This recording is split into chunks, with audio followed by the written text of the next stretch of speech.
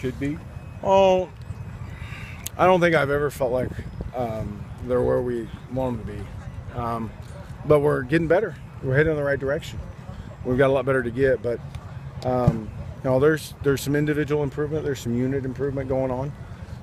We've got to keep grinding away at it. That's the only chance we've got is if we keep grinding away. But we're heading in the right direction. We're certainly not at our destination yet, but we've got to keep swinging the oars, I guess.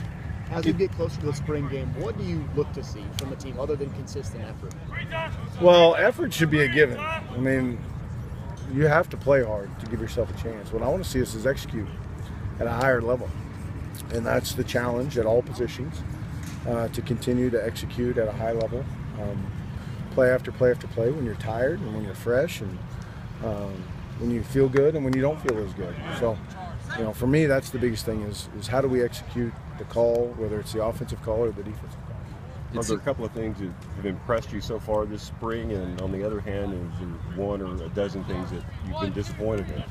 Well, I think I'll get to the end of the spring and kind of figure all that out. I keep pretty detailed notes of each practice, just my thoughts on how we approach things and that sort of stuff. And then I'll look back at the end of it and evaluate how the practice plans were. Were they too hard for us to handle? Were they not hard enough?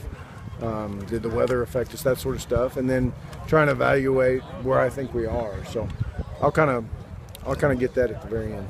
It seemed like today the defense started strong and then the offense maybe got the best of them there on a couple long plays to close. What did you see from both sides? Well, I thought the defense came out to go get better today. I was really impressed with them. I was fired up for them. They really were flying around, doing a great job communicating, having fun out there.